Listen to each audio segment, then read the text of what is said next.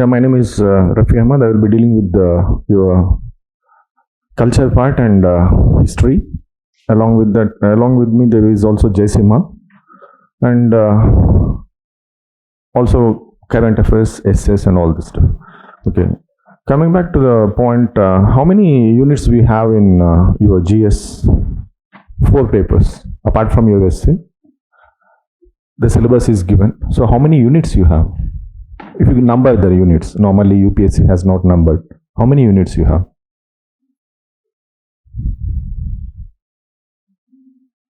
It's a old strategy that whenever you're having that is the syllabus and your PYQs. So you have 60 units of your 4 GS papers. So of this, in your GS1, you have 5 units related to history. So what is the first unit? So imagine I am reading one newspaper. I don't know the syllabus. Okay. Way back in 2013, there was one question of in IR, international relations. There was an article in Hindu talking about Bangladesh and how the Bangladesh government has given, order to hang the so-called people who were involved in the genocide of that 1971 war. There was an article, and the article has talked about the stand of the government, and he has also compared with the Pakistan. Now you have one topic, one word in your IR. What is that word?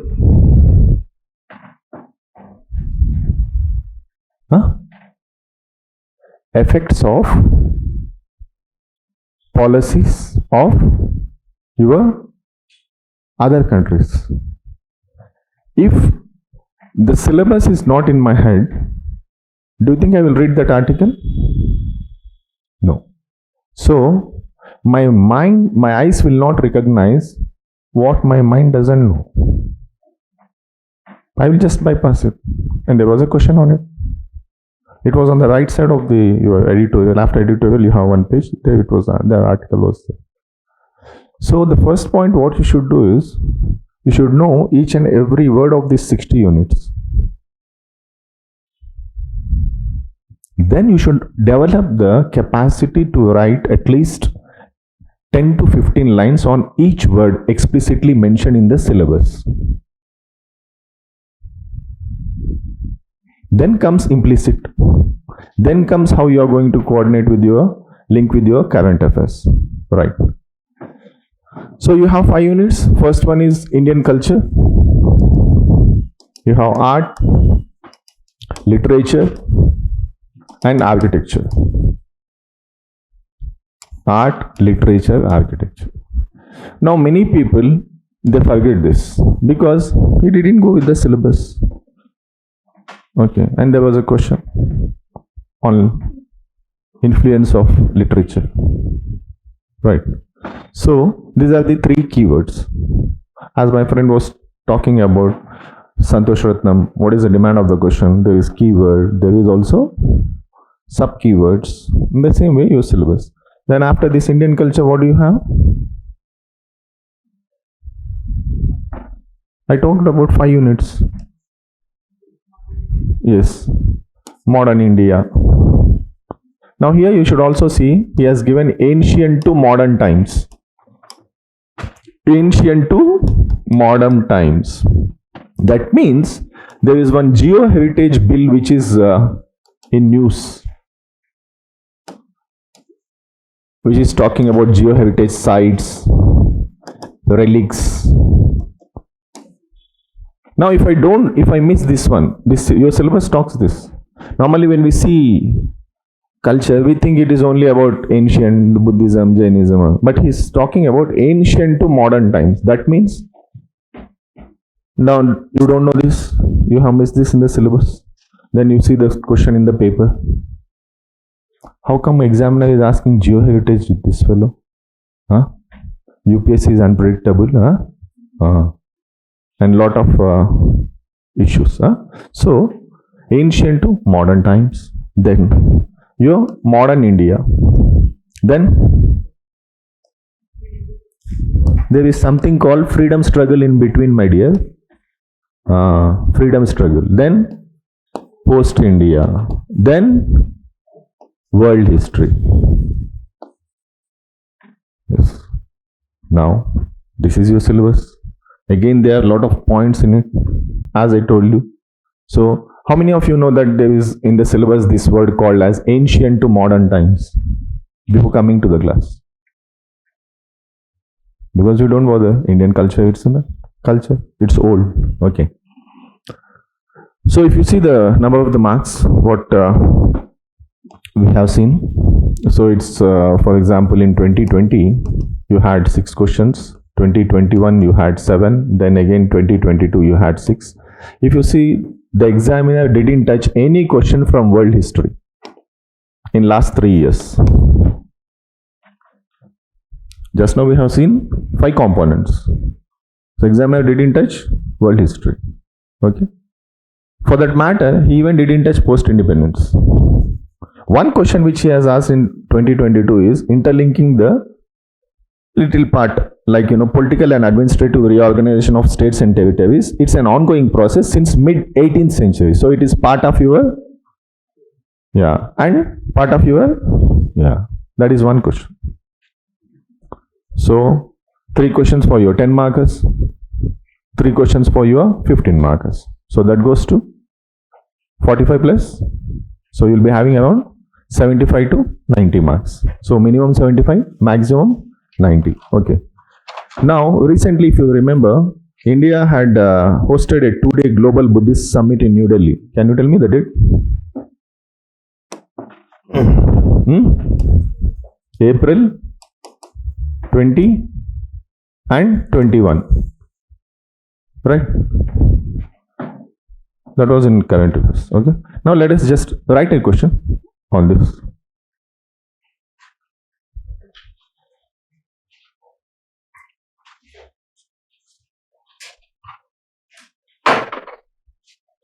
With its strong historical and cultural ties,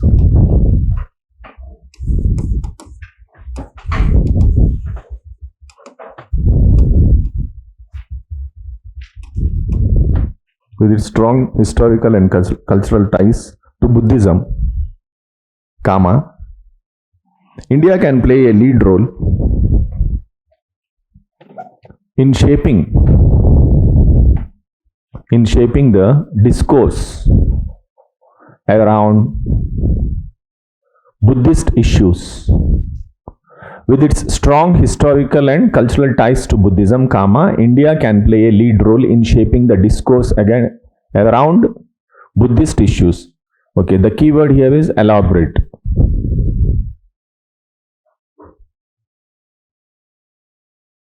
So, if you have heard Sudhir sir's class, he might have talked about answer writing and all this stuff. Okay. Okay. So, how do you start this?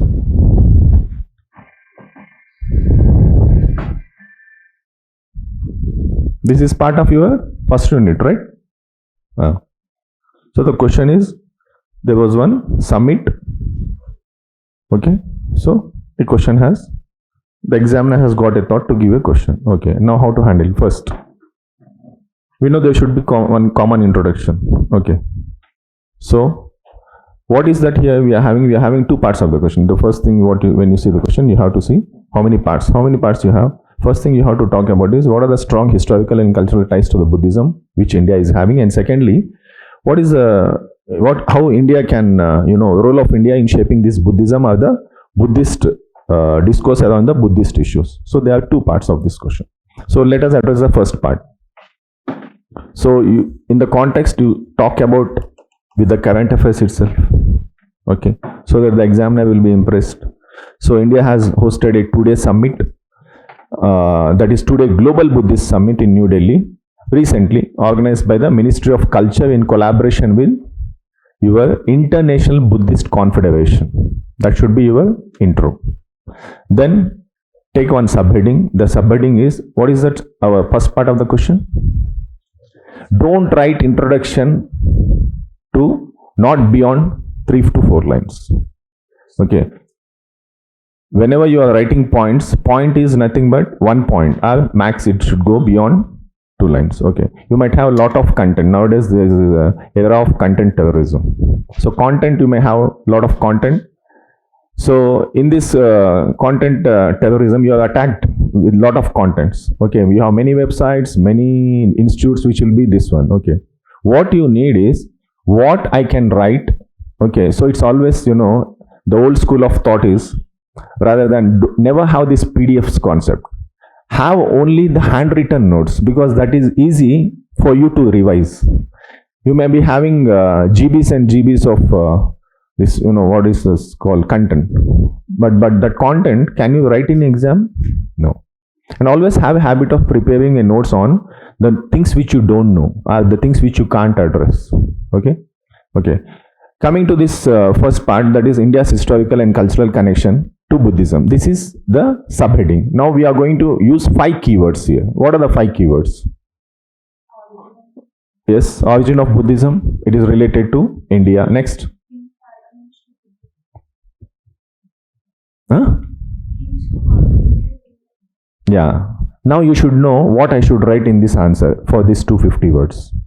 Okay. Then it will be, you will be writing a patronage of Buddhism and all this. So what is the question? India's strong historical and cultural ties to Buddhism. Okay. Now history, origin of Buddhism, done. Next. Yes.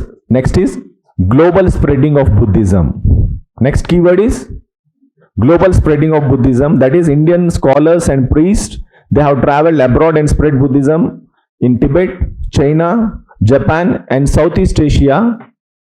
Okay. And when you write Southeast Asia, write via Sri Lanka. That is important.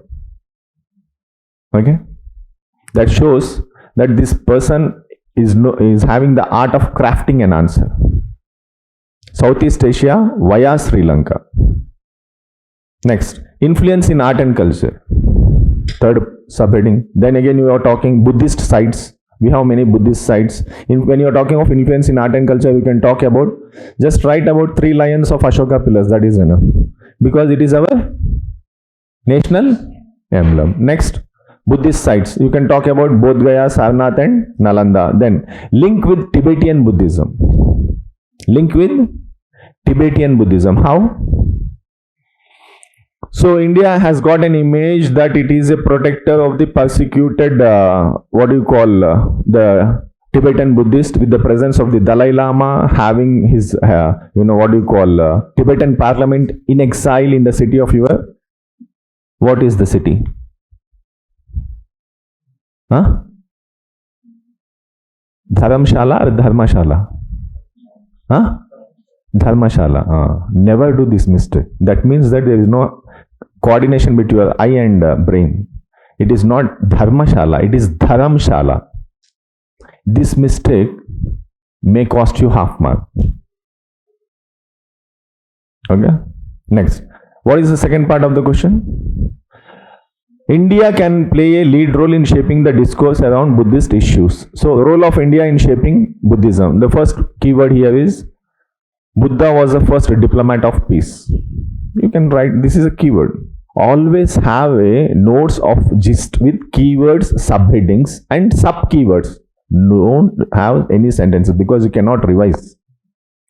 Whenever you are sitting in your armchair preparation, when you are at your home, so whenever you are writing, so be precise that, okay, this is what I have to revise. If you are not having that, then you can't revise. And revision is more when you are writing mains. Okay. Then here, first we have taken one subheading, then we have talked about 5 keywords. Now this is the what is the subheading here? Role of India in shaping Buddhism. Okay, here what is the first keyword? Buddha was the first diplomat of peace. Okay, his teachings and all these have been the guiding light for the Indian diplomacy on the world stage. Okay, next keyword.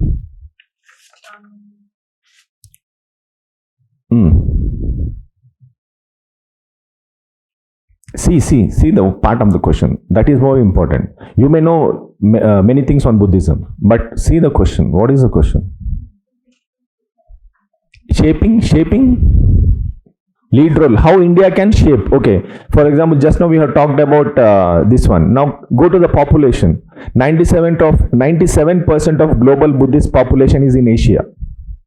What is the percentage? 97% of the global Buddhist population is in Asia. So, Buddhist diplomacy has the potential to promote regional cohesion. So, you should have two good sub-keywords and one keyword. So, here what are the sub-keywords? Buddhist diplomacy and regional cohesion. Dash 97% of Buddhist population in Asia. Next. India can use the Buddhist heritage. We are having Buddhist heritage. How? Tool as a soft power. That is your keyword. Tool as a soft power. So Buddhist heritage dash tool as a soft power. That's it. Next. India can continue promoting Buddhism. How? How can we continue? By organizing cultural events. Okay. Next. What is the other thing which you can do? India should work to strengthen its ties with the key Buddhist institutions all around the world and also the leaders. Okay. Now, what is the difference between way ahead and conclusion? So, way ahead you can talk, bring around again in your current context, India's G20 presidency. Yeah. Could promote Buddhist diplomacy on a bigger scale in various cultural meetings. Okay. So Indian Council of Cultural Relations. This is one organization which can play a significant role in promoting Buddhism within and outside, yes, India. Right. So now you can put one again conclusion saying that the Delhi summit was a right step in a direction providing a valuable opportunity for the cultural exchange and sharing of ideas. That's it.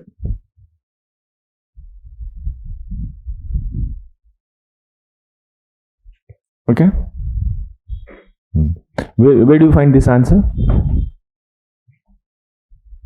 Do you have any ready-made answer? Huh? In question itself? Okay, so you have to understand, right? Okay, so you are going to do brainstorm in your exam hall?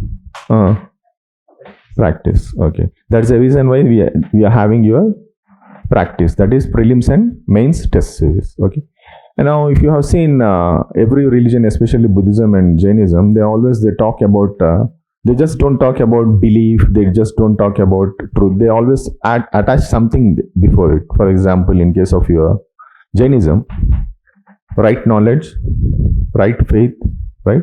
In the same way, there is also right faculty, right institutes, right test series. Okay, and also, yeah, I will deal with another one small question. Okay, I'm not going to discuss much on this. Okay, now just imagine you are having a question like this. Okay, let us see. Discuss the potential of incorporating Buddhist principles in India's food systems to promote sustainable agriculture in India.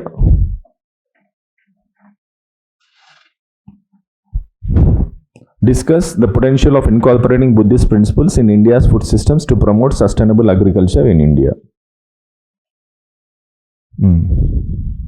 Now do brainstorming. Potential of incorporating Buddhist principles. So direction is discuss. So what are these Buddhist principles? Okay. How will it help to Indian food system and sustainable agriculture? Okay. Here when it comes to food system, you can talk about the wastage of food. Okay. Sustainable agriculture. Yeah. There is something called as coherence. our Sudhir sir might have told you with the example of this biryani or some eating, how to eat, right? He might have told what is a starter and what is the ending, and he might have also told at the end. Sometimes if your sweet is not good, if someone asks you how was the lunch, you will be having this, right? So all your biryani, all your chicken, mutton, everything is gone, right? Exactly. You are having lot of your points. Now, how to organize those points? Because it should be coherent. Now here, discuss the potential of incorporating Buddhist principles. So what is this potential Buddhist principles? So Buddhist, what do you call, emphasis on compassion, interconnectedness and mindfulness. Okay, this will help on the sustainable and that is your food system and also agriculture. Now coming to the point, subheading, compassion towards all beings including animals. This is your keyword, compassion towards all beings including animals. So here what is this principle aligning with? This principle aligns with the promoting sustainable agriculture. So when you are having compassion towards all beings including animals, that means yes. So you are not going into detail, don't go into that detail, because this is only 150 words. So I have taken 250 words and again I am talking of 150 words. So that is the demand of the question. So 150 words. So the keyword is compassion towards the. No, now you should write, because he is talking about incorporating Buddhist principles, right? So your sentence should start, the principle aligns with, right? Okay. So you should always be, this is the question, and your answer should be just like the parallel track or at least overlapping it. Okay, it's not like this is a question and your answer is something going. Okay, so that is one thing. Second, interconnectedness and environmental stewardship. This is your second keyword, interconnectedness and environmental stewardship. Now this principle, it prioritizes sustainable farming, yes, methods to minimize environmental harm. So here we are talking about interconnectedness and environmentalness stewardship. So this principle, it prioritizes the sustainable agriculture with environment. So what is this? We are having agroecology is there, right? Permaculture is there, and your organic farming, just what you should say. Now next, your food system, mindful consumption and reducing food waste. That should be your heading, subheading. Okay, next, ethical supply chains and fair trade. Ethical supply chains and fair trade. So Buddhist, it talks about ethical principles. So all these principles will help you in supply chains and also fair trade. Next, education and awareness. So Buddhism encourages learning and self-development. Learning and self-development. So it equips the individuals to make informed decisions. Okay. Both this Buddhism and Jainism, especially Buddhism, so this is a region, it's not based on dogmatism. It is, religion is based on reason and logic. So these people, they asked questions on reason and logic. That's the reason why the so-called Brahminical supremacy at that point of time was, that is, they have used logic. There was no dogmatism like superstitions. So you should talk about this, the education and awareness. So Buddhism encourages learning and self-development. So that is a principle of Buddhism, and it equips the individual to make informed decisions and actively participate in creating a sustainable agriculture and food system. Now that is how you have to, right? So if at all, if you are having a piecemeal approach, what is going on in the present Hyderabad, so you can't deal with this type of answers. So you should have a holistic approach, and that approach should be also having a reason and logic. Okay, and the answer should be like, in a what do you call, at least you should be getting 6 to 6.5 marks, because the total game in your GS is 350 one slot, 400 one slot, 450 one slot. Remove your S. I'm talking of remaining papers. So what is the difference? For every question, you are, how many questions you are going to attempt totally? If you keep aside your ethics, then you are having 60 questions. So 60 questions into half marks. Have 60 into 1 mark. You are trying to pull this 1 mark. You know what is the demand of the question, and you are writing. Someone knows what is the demand of the question, but still the demand of the question satisfaction depends on your 60% to 80% or 90%. Then what is the value addition? Instead of monotonous answer, what is this new thing which you are going to bring? Probably someone would write about this compassion. Buddhism has taught about, ahimsa. People will use these words. Ahimsa has taught, so don't harm the animals. Then if you are not harming if that is a concept of harming the animals, then animals should not be used for agriculture. Right? So that is not the thing. What you have to inculcate. Okay, these are the, if you have to write these answers, it will not come in one day. Okay, in one day just you can, because the problem is this type of question and answers are not ready-madely, they are not available ready-made, neither in your NCERTs nor in your textbooks. Okay, now here way ahead, when you're talking of way ahead, efforts towards establishing a sense of connection with farming practices. So here please you can write the example of Thailand. So in Thailand, farmers have embraced Buddhist teachings on mindfulness, oneself and right livelihood to follow the organic cultivation practices. And in the same way, you can also talk in the districts comprising the Buddhist circuit, especially in your Uttar Pradesh and Bihar. A model farm can be established by integrating the indigenous knowledge of the local communities along with the Buddhist principles. Buddhism was there in India, okay, so for more than 600 years, okay, still their Buddhist population is there, of course less, but still they have their own system of this one. So tapping that indigenous knowledge, you can also incorporate these Buddhist principles. And where is this? UP and Bihar. Okay. Then Krishi Vignan Kendras, we have,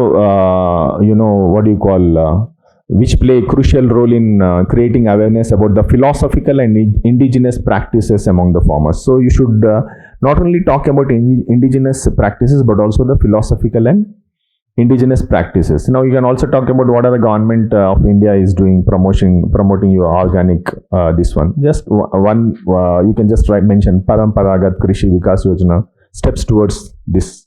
Then you are also having what you call Bharatiya Prakrit Krishi, BPKP, Bharatiya Prakrit Krishi Paddhati. Okay, it's a Sanskrit word, not a Telugu word. Have you ever heard this? BPKP? Okay, this is part of your this one. And also you have National Mission on Sustainable Agriculture, part of your 8 missions, which we started way back, 8 missions. This is also one part. And also there is one Jaivi Kheti portal, Jaivi Kheti, JAIVI Kheti portal. So it has been initiated to assist this farmers for selling this organic products. So talking about this, okay, what are the initiatives of the government? Also you can write Sikkim is the first state. Then you can also conclude absorbing the learnings and the techniques leading the producers towards sustainable practices can be a game changer for a country like India, not just for the improving the ranking and but also to conserve the heritage and soft power for the future generations. So that is how you can conclude, right? My saying is easy sitting here, but just think on these 2 questions, how much time it will take you if you are writing in exam.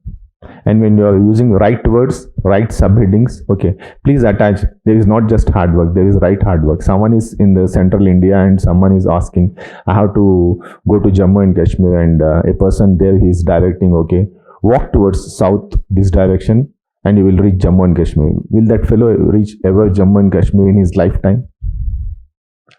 Does that, didn't he do hard work? Didn't he walk all the way? But what was missing?